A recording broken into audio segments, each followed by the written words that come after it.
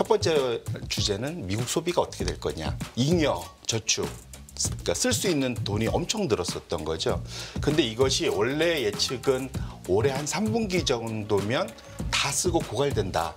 조정된 차트인데 초과 저축이 아직 남아있다. 실제 소득이 일부 증가하면서 그것이 결국은 초과 저축을 덜 쓰게 만드는 효과 때문에 이것이 좀 더 이연돼서 내년 상반기까지는 돈을 덜 쓸 수 있겠다. 그런데 상위 20%를 제외하면 초과 저축은 이미 고갈된 건가? 역시 이제 상위 20%는 걱정이 없습니다. 근데 문제는 그 아래들이라는 거죠. 하위 20%, 고위의 차상위 20%, 합쳐서 40%는 저 밑에 보시면 마이너스 1이죠.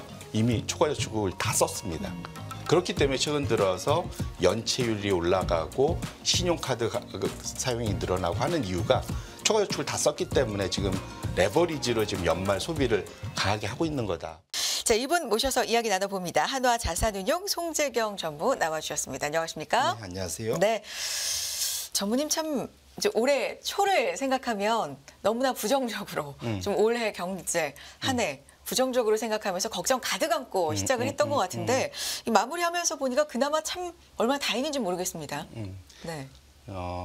올해 연초에 보면 모든 사람들이 걱정으로 시작을 그렇죠. 했었죠. 네. 근데 다행스럽게 기후로 끝나서 그래서 결과론적으로 중간에 한번 3분기에 우여곡절이 있었지만 결국은 7, 8월 달 고점 수준에 도달해서 한 해를 마무리한다는 것이 참 다행이다. 그렇죠. 그래서 예측이 틀렸다는 것이 다행이다라고 생각할 수 있을 것 같습니다. 네.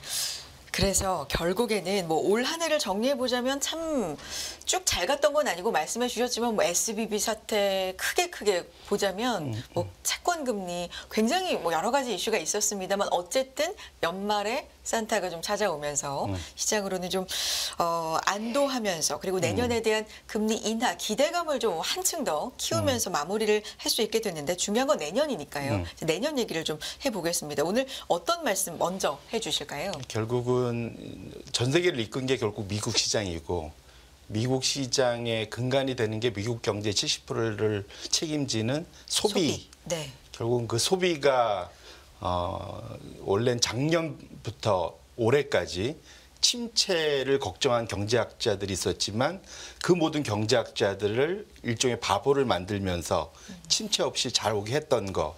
그것이 결국 미국 소비의 힘이다라고 봐야 될 것 같고요. 그 소비가 내년까지도 잘 유지돼야 우리 투자자들이 기대하는 그러한 우상향을 지속적으로 생각할 수 있지 않게 되는 측면에서 첫 번째 주제는 미국 소비가 어떻게 될 거냐. 그 근간을 한번 찾아보자라는 생각으로 이제 데이터를 하나 갖고 왔고요. 네.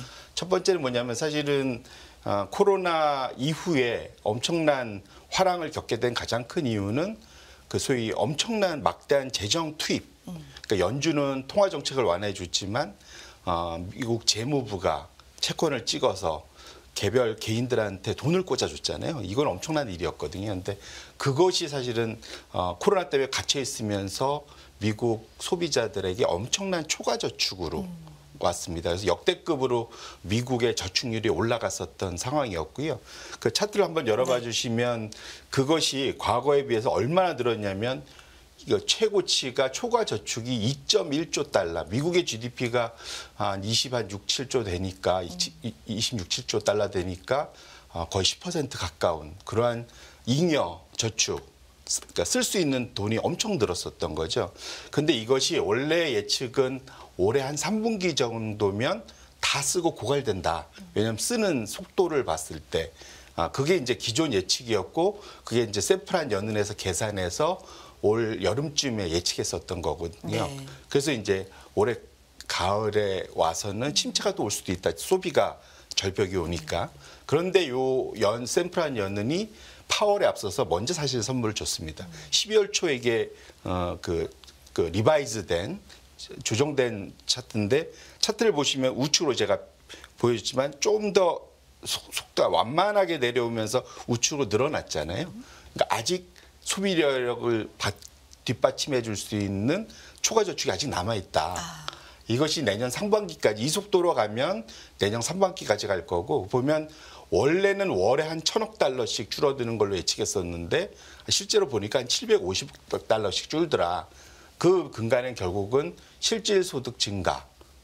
이게 연준 입장에서는 인플레이션, 또 다른 인플레이션 우려도 있지만 어쨌거나 소비자들 입장에서는 실질 소득이 일부 증가하면서 그것이 결국은 초과 저축을 덜 쓰게 만드는 효과 때문에 이것이 좀 더 이연돼서 내년 상반기까지는 돈을 덜 쓸 수 있겠다. 그러면 적어도 내년 상반기까지는 시장이 괜찮지 않게라는 기대감을 만들어줄 수 있는 차트다 이렇게 말씀을 드립니다. 적어도 내년도 2024년도 1분기까지는 쓸 여력이 있고 이 속도로 가면은 거의 네. 뭐 2분기도 상반기 네네. 네, 라고 볼 수 있겠네요. 그렇다면 소비의 힘으로 건재하게 왔다 해도 과언이 아닌데 굉장히 중요한 부분이었는데 이 부분은 좀 한시름 났는데 다음 차트를 보면 그런데 상위 20%를 제외하면 초과 저축은 이미 고갈된 건가? 뭐 이런 의미의 차트가 있습니다. 맞습니까? 맞습니다. 네. 이게 이제 평균의 함정. 아, 이라고 할 수 있을 것 같은데요. 이제 이게 그 그래프 샌프란 연은의 보고서가 나온 직후에 산탄데르라는 글로벌 IB 은행에서 요 분석을 내놨어요. 네. 연준의 데이터를 가지고 보시면은 역시 이제 상위 20%는 걱정이 없습니다. 사실 우리나라도 마찬가지고 전 세계적으로 상위 20%는 아무리 어려워도 쓸 수 있는 여력들이 있어서 괜찮거든요. 그래서 평균적으로 봤을 때 소위 그 계층별 유동성 자산, 실질적인 유동성 자산이 얼마 되느냐. 이게 이제 초과 저축이죠. 그 규모를 봤을 때 상위 20%, 탑 1%는 36%나 많고 원래 자기가 갖고 있던 것보다 그다음에 20% 그러니까 상위 99에서 80%죠. 그러니까 상위 20% 가까이는 거의 19%. 그러니까 이들은 사실은 그 경기에 영향을 안 받는 거죠. 이 돈에 씀씀이 여유가 있으니까. 근데 문제는 그 아래들이라는 거죠. 그래서 지금 이거 5분인데 그러면 하위 20%, 고위의 차상위 20%, 합쳐서 40%는 저 밑에 보시면 마이너스 1이죠. 이미 초과 저축을 다 썼습니다. 그렇기 때문에 최근 들어서 연체율이 올라가고 신용카드 사용이 늘어나고 하는 이유가 초과 저축을 다 썼기 때문에 지금 레버리지로 지금 연말 소비를 강하게 하고 있는 거다 보셔야 될 것 같고요. 이게 점점 위로 가면은 이게 이제 생각보다 빨리도 고갈되겠죠. 그래서 그러니까 상위 20%를 제외하고 나머지는 내년 1, 4분기 정도 되면 저게 다 고갈될 수가 있어서 그렇게 되면은 거의 전체의 한 80%가 실제로 이제 초과 저축이 사라지기 때문에 소비가 상당폭 둔화될 수 있는 여지가 요 차트 안에 숨어 있는 거다. 그러면 원래 전체적인 초과 저축 레벨을 보면 여전히 내년 상당히 강한 소비가 일어날 거라고 예측을 하지만 실제로 그 안에 소위 돈이 들어왔을 때 소득의 소비의 절대 비중은 이 아래로 내려갈수록 그러니까 돈이 적은 사람들일수록 많이 쓰잖아요. 내 전체 소득에서. 그런 들이 줄어들다 보니까 생각보다는 내년 소비가 세지 못할 수도 있겠다라는 숨어 있는 그런 이제 일종의 함정이 있기 때문에 투자자분들은 요것도 같이 너무 이렇게 낙관적으로만 보시면 이런 데이터가 우리 뒤통수를 칠 수 있다는 측면에서 한번 요 데이터를 가져와 봤습니다. 평균의 함정이 있을 수 있기 때문에 좀 염두에 둬야 될 부분까지도 짚어주셨고 그런데 전무님 이제 제 기억에 3분기, 4분기 이제 넘어갈 때 하반기 이제 들어서면서 3, 4분기 넘어갈 쯤에 소비에 대한 걱정을 그때는 투심도 상당히 좀 안 좋았던 시기이기도 하지만 소비에 대한 걱정, 경기에 대한 걱정을 하면서 학자금 대출 이제 갚아야 되고 소비 줄어들 거고 이런 얘기를 사실 상당히 많이 했거든요. 근데 연말 사실 소비 성적 보면은 상당히 선방 혹은 더 늘었다. 뭐 이런 데이터들이 많아요. 연말 소비도 지난해 비해 뭐 3%나 더 썼다. 이런 데이터도 나오고 있고 이런 거는 아직 뭐 지연되고 있는 겁니까? 어떻게 봐야 될까요? 좋은 질문 주셨는데 아마 제가 그때 데이터를 갖고 왔었던 것 같아요. 이게 크리스마스 시즌에 돈 얼마 쓰고 있는지 지난 2017년, 19년도 이후로 실제로 증가율은 제 기억에 한 6% 정도 나왔던 것 같은데 숫자는 제일 낮아져 있었던 증가율이었던 걸로 기억을 하고요.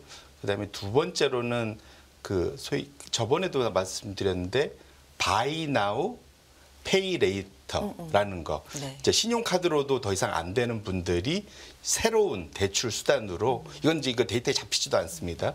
그걸로 상당히 거의 뭐 일회성 데이터에 의하면 전체 소비자들의 한 80%가 이걸로 썼다. 그러면 이거는 결국은 내년 1, 4분기에 갚아야 되는 돈들이잖아요. 그래서 그런 것들이 나타나면 더 줄 수도 있고, 그러니까 미국의 사실은 대출, 소비자들의 대출, 개인의 대출을 보면 70%가 집 빌리는 모기지 70%가 그렇고요. 10%가 학자금 대출하고 자동차 대출, 요 두 개, 이걸 다 합치면은 90%입니다. 이제 나머지가 신용카드 뭐 이런 거거든요.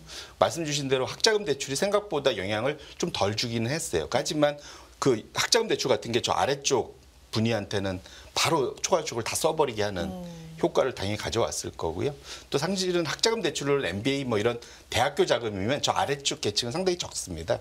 그래서 영향이 좀 덜했긴 했지만 어쨌거나 학자금 대출과 자동차 대출도 금리가 올라가면서 사실은 최근에 이제 자동차 판매가 상당히 좀 둔화되고 있잖아요. 중고차 가격이 떨어지고 그런 것들이 결국은 지금 지연된 효과들이 나타나고 있는 거라고 봐야 되기 때문에 말씀 주신 대로 지금 소비가 거의 목에 차서지 오고 있는 상황이라서 1, 4분기, 2, 4분기를 지나면서 우리가 생각하는 기울기의 소비 둔화보다 더 가파라질 가능성도 충분히 있다. 이렇게 말씀을 드립니다.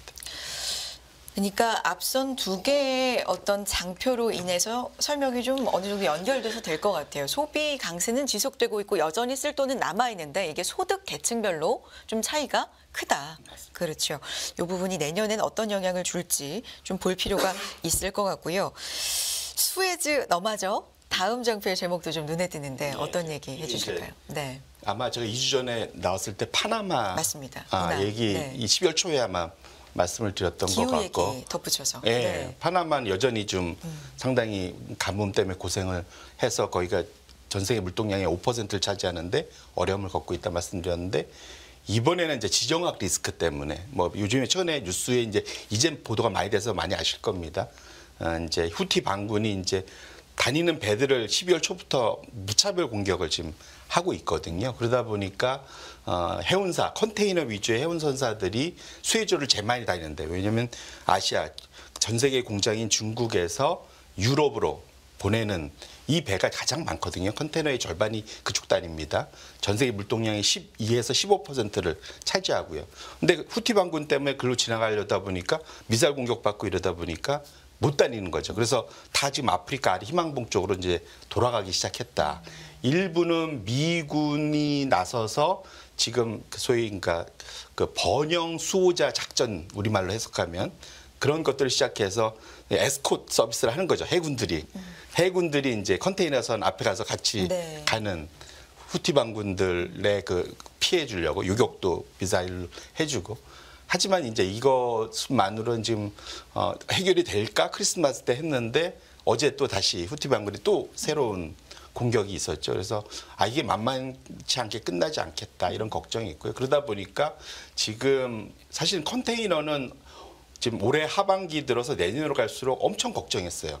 뭐냐면 물동량은 정체되는데 그 선박 공급이 엄청 과잉으로 늘어나서 적자 수준. 그래서 올해 3분기 같은 게 머스크의 그 이익이 90% 이상 줄어들었거든요. 네. 작년 대비. 거의 박살이 나 있는데 오히려 이제 기사회상 아이러니하죠. 이게 누구한테는 되게 악재인데 수에즈 운하가 막히면 전 세계적으로 우리가 겪었던 공급망 이슈 걱정들이 있지만 해운사들은 이거 내 배 충분히 못 팔겠는데 했다가 이게 이제 그 희망봉으로 돌아가면 거의 배가 한 1.5배 더 필요하거든요.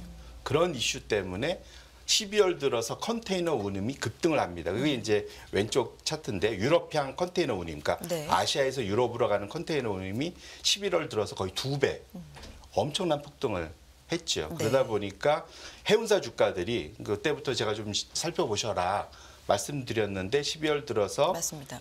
거의 뭐 그 소위 ETF는 한 8, 9% 올랐고 조금 조정받긴 했지만 전 세계 2위 해운사인 머스크의 상승률도 한 18% 급등을 다시 시작을 했습니다. 그래서 수에즈 운하 이슈가 어떤 분들이 이제 단기간에 끝날 수 있다. 저도 그랬으면 좋겠는데 이게 이제 이란을 위시한 이스라엘과 나머지 중동과의 그러한 긴장 전쟁 이 때문에 발생되는 거라서 손쉽게 이게 해결되지 않을 가능성도 충분히 있다.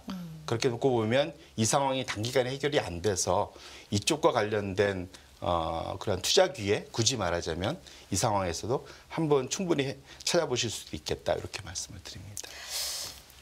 이 공급망 이슈는 사실 코로나를 겪으면서 우리한테 뭐랄까요, 트라우마랄까 이렇게 좀 남아있기 때문에 이게 당연히 굉장한 걱정거리, 새해를 맞으면서 이긴 합니다만 그래도 일부 어떤 투자의 기회가 될 수 있는 부분이 있을 수 있다. 그 얘기는 또 미리 해주셨었고 실제로 좀 나타나고 있고요.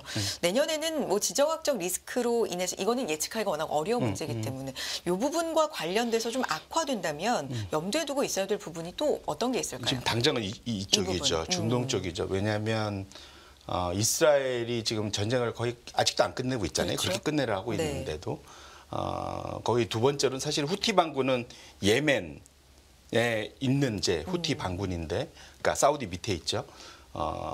사실은 원래는 그 후티 반군이 쏘는 드론 미사일을 요격할 게 아니라 본진을 이제 쳐야지 근본적인 해결이 되지 않습니까? 근데 본진을 치다 보면 이게 이제 제3차 중동 전쟁으로 확산될까 봐. 사실 그래서 미군이 대선을 앞두고 여기서 전쟁까지 일으키면 중국하고도 지금 긴장 관계인데 러시아 지금 우크라이나 전쟁도 있고 만약에 중동 전쟁까지 하면 두 개의 전쟁에 그러니까 중국까지 이슈가 있으면 미국이 감당하기 어렵겠죠. 그래서 사실은 대선을 앞두고 이걸 이러지도 저러지도 못하는 대치 상태다. 후티 반군은 사실 그걸 충분히 활용하고 있는 거거든요. 그렇기 때문에 원래 압도적인 힘으로 그냥 제압하면 되는데 그 이후에 일어날 일들 때문에 걱정이 되고 특히 정치적으로 전 세계가 내년도에 전 세계 40%가 지금 다 투표를 한답니다. 그래요. 네. 선거철이거든요. 네. 정치적인 입김이 가장 셀 때라서 이런 지정학적 리스크가 생각보다는 오래 갈 수 있는. 그러니까 왜냐하면 잘못 건드렸다가는 이게 더 튀면은 저희 집권을 하고 있는 그런 파워들은 자기가 불리해질 수 있잖아요. 그래서 그런 측면에서 현재 상태를 어떻게든 다독이면서 가려고 하기 때문에 거꾸로 말하면 근본적인 해결이 안 돼서 상당히 리스크를 남을 수 있다는 것들을 염두에 주시고, 이게 중동에 대해서는 우리가 상대적으로 약한데 뉴스 플로우나 이런 거에서 그럼에도 불구하고 투자를 하시는 입장에서는 계속 좀 지켜보셔야 되겠다. 이렇게 말씀드립니다.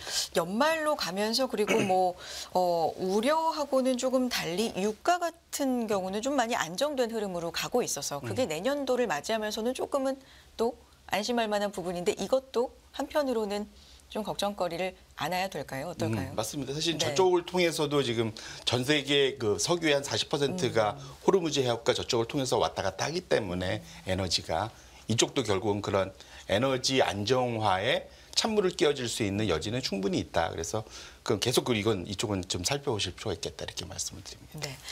자, 다음은 그래서 내년도를 이제 보면서 구체적인 얘기를 좀 해보면 매그니피센트 세븐 올해 들어서 가장 증시를 살렸다라고 해도 과언이 아니다. 저는 그렇게도 보고요. 어떻게 보면은 팡의 몰락이잖아요. 그렇죠. 팡 얘기는 이제 안 하잖아요. 매그니피센트 세븐이라고 다 옷을 갈아입었죠. 그렇죠. 옷을 갈아입었다. 네. 맞습니다. 네.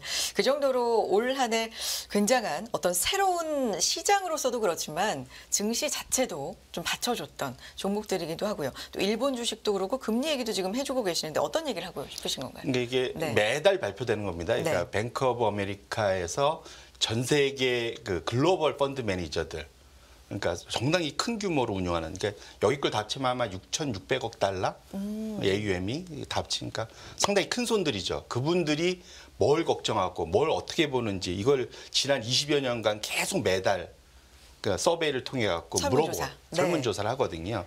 그랬을 때 이제 제가 많이 보는 분야 중에 하나가 지금 보기에 너무 과열돼 있는 투자 아이디어 매매 전략이 뭐냐. 너무 과하다. 이게 이제 과하다고 끝나는 게 아니라 더 갈 수도 있습니다. 근데 현재 들어서 지금 지난 3개월 동안 가장 과하다고 느낀 거는 결국은 금리가 10월 이후에 급격히 하락하면서 매그니피션트 매수가 너무 이제는 과해진 것 같다. 네. 그러니까 이쪽 매수가 과해졌다는 얘기는 비싸졌다는 거죠. 그쪽으로 너무 돈이 많이 몰렸다. 걱정들을 하시는 거고요. 두 번째로는 이제 거꾸로 중국 주식은 너무 과하게 빠졌다. 올해도 지금 연말로 가서도 아직 해결 기미가 안 보이죠. 계속 우하향하고 있는데 물론 그 이유가 다 있습니다. 하지만 절대적인 밸류에이션이라는 게 있기 때문에 그런 측면에서는 중국 매도가 너무 과하다. 거꾸로 해서 내년도에 어쨌든 그 소위 컨트레리안이라고 하죠. 역발상 투자 아이디어를 여기서 이제 얻으실 수 있다라고 보는 거고요. 또 최근 들어서 올해 제일 핫했던 이제 일본 주식 매수도 과하다. 네. 예, 그러니까 여기서 이제 보시는 거는 반대로 해석할 수 있는 아이디어들이고요. 새롭게 부상한 게 수익률 곡선 스티프너 어려운데 장단기 금리차가 역전되어 있는 게 정상화되는 겁니다. 그러니까 금리가 빠르게 내려올 거를 예측하면서 투자하는 건데 이것도 지금 너무 과해다. 그래서 제가 지금 금리가 너무 좀 빠르게 내려와서 이 정도가 좀 하단 아니겠냐라고 말씀을 드렸었는데 그런 것들 이제 글로벌 펀드 매니저들도 그런 생각을 하고 있다 보실 수 있을 것 같아요. 그래서 이런 아이디어들을 통해서 내년도에는 물론 주막 앞편입니다. 가는 말이 더 그렇죠. 달릴 수 있긴 하겠지만 항상 이게 시장은 영원한 건 없거든요. 그래서 일종의 그러한 과도한 매수, 과도한 매도에 대해서는 반대 입장에 서서 한번 살펴보실 필요가 있고 거기서 투자 아이디어를 얻을 필요가 있겠다. 그럼 자신의 포트폴리오도 그런 측면에서 관리하실 필요가 있겠다. 이렇게 말씀을 드립니다. 좀 과하다, 쏠려 있다, 몰려가 있다라는 쪽이 글로벌 펀드 매니저들의 의견은 어딘지, 어느 쪽인지 그 조사였고요. 다음은 걱정거리, 위험 요인에 대한 조사도 맞습니다. 있습니다. 네, 뭘 걱정하던가요? 결국은 투자자들이 이렇게까지 오면서 지난 2년간도 사실은 아까 말씀 경제학자들이 거짓말했는데 침체 안 온다고. 하지만 여전히 걱정이 늘었다. 그래서 침체에 대한. 테일 네. 리스크라고 하죠. 꼬리 위험 발생은 할 가능성은 매우 낮지만 한 번 발생하면 상당히 우리한테 위험 요인으로 다가올 것들 넘버원 가장 많이 는 게 여전히 글로벌 침체 경착이 걱정하고 있고 실제로 유럽은 나타나고 있죠. 이 두 분기 연속 지금 GDP가 마이너스 성장을 하고 있고 유일하게 지금 미국이 버텨주고 있죠. 중국도 아직은 사실은 소비 진작이 약합니다. 그래서 결국은 미국 홀로 보고 있는데 다들 제가 앞서 보는데 미국의 소비가 평균의 함정이 있다고 말씀드렸잖아요. 그래서 발생 가능성은 낮아 보이지만 이게 발생하면 우리 포트폴리오에 가장 악영향을 미칠 수 있기 때문에 결국은 침체나 경착륙 가능성에 대해서 글로벌 투자자들이 제일 걱정하고 있다. 첫 번째고요. 두 번째는 또 정반대일 수도 있을 것 같습니다. 지금 경기가 너무 화랑이었기 때문에 고물가가 유지가 되고 이것이 중앙은행들의 긴축이 지속될까 봐. 그러니까 상대적으로 이것이 이제 두 번째. 그다음에 세 번째는 지역적 위험 격화. 이건 이제 12월 초에 한 거라서 17%로 낮아졌지만 아마 이게 다음 달에 가면 더 늘어날 수도 있을 것 같아요. 그래서 결국은 이런 것들 마지막으로 뭐 시스템적 신용 이벤트. 이것이 왜냐하면 올해까지는 역대급으로 지금 하이힐드의 스프레드, 신용 스프레드가 상당히 낮아 있지만 내년도부터 이제 소위 만기가 돌아오는 물량들이 많은데 그것들의 그 신용 스프레드가 위로 튈 수 있는 그런 가능성에 대한 걱정들도 있고 또 연말 와서 지금 미국의 지방은행들이 연준으로부터 자기 채권 맡기고 돈 빌리는 것이 급등을 하고 있어요, 사실은. 네. 그런 것들도 사실은 이런 리스크를 걱정하는 것 중에 하나다.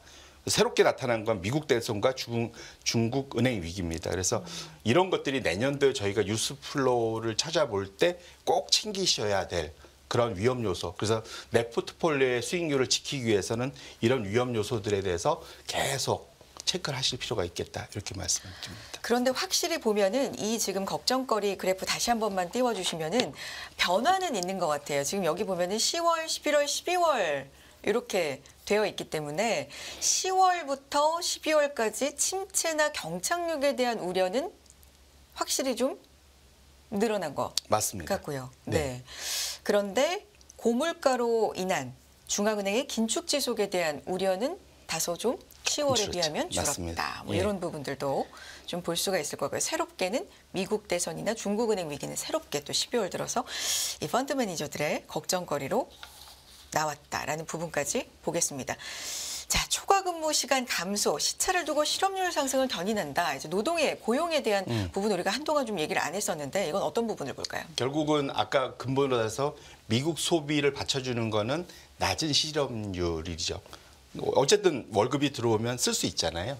그래서 실업률이 지금 낮고 미국의 연착륙 기대감을 강하게 하는 것 중에 하나가 물가는 잡히고 있는데 실업률도 낮고 이런 일이 없었던 상당히 파월이 받아 마땅한 그런 좋은 지금 상황이 펼쳐지고 있는데 여기에 이제 하나 우려 요인이 뭐냐면 이게 미국의 평균 초과 근무 시간 이게 무슨 말이냐면 이게 상황이 좋으면 이게 일을 조금 더 시켜야 되잖아요. 네. 일을 많이. 일이 많기도 그러니까, 하고. 네. 그러면 사실 그러다 보면은 실업률은 되게 낮고 그 실업률에서도 해결이 안 되면 초과 근무 시켜갖고 초과 근무가 많이 늘어나서 수입도 더 많아지고 이거 좋은 굿사인인데 여기에서 최근 들어서 이것이 낮은 실업률을 막판에 끌어올리는 첫 번째가 초과 근무가 급격하게 줄어들면 그러면 사실은 시장 그 다음에 시차를 두고 실업률이 이제 올라가는 이런 현상이 있다는 건데 이번에 특히 보시면은 초과 근무는 역대급으로 좀 많이 내려오고 있는데 여전히 실업률이 낮잖아요. 그래서 이걸 해석하기가 되게 어려워하고 있습니다. 경제학자들이.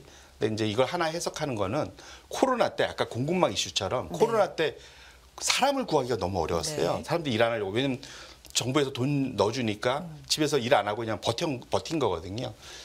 사실은 그래서 지금 미국의 중소기업 그러니까 사장님들이 일단 사람은 그냥 그대로 지금처럼 많이 써요. 대신에 초과 근무를 안 시키는 거죠.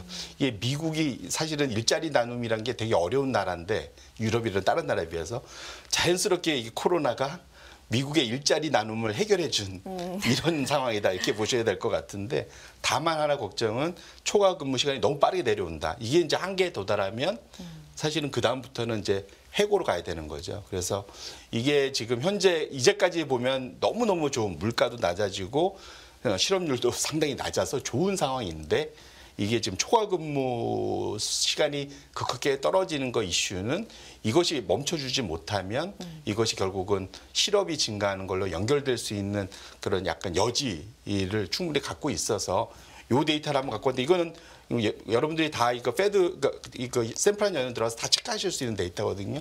한번 꼭 매달 한번 체크해 보실 필요가 있겠다 이렇게 말씀드립니다. 굉장히 그래프가 극적입니다. 이 코로나를 지나면서 빨간색 그래프가 정말 완전히 꼭지점을 찍었다가 뭐 지금은 많이 내려와 있는데 그래도 실업률은 급격하게 올라가지는 않고 있는 모습인데 초과 근무는 최근에 좀 내려오고 있다. 이걸 어떻게 해석해야 될지 이 부분에 대해서는 좀 지켜볼 필요가 있을 것 같고요. 전무님 올 한 해도 저희 이제 출연을 해주시면서 많은 분석 도와주셨고 워낙에 꼼꼼한 자료 가지고 오셔서 저희가 도움이 많이 됐습니다. 특히나 FOMC 같은 경우도 분석 또 열심히 도와주셨고요. 내년에도 잘 부탁드리겠고요. 네, 혹시 마지막으로 올해 마무리하면서 또 내년을 맞으면서 하시고 싶은 말씀이 있다면 당부의 말씀 좀 부탁드릴게요. 새해 복 많이 받으시고 네. 성공 투자하시기를 그래서 꼭 잘 지키고 늘리는 투자하시기를 기원하겠습니다. 정말 그랬으면 좋겠습니다. 한화 자산운용 송재경 전무 함께했습니다. 고맙습니다. 네, 고맙습니다.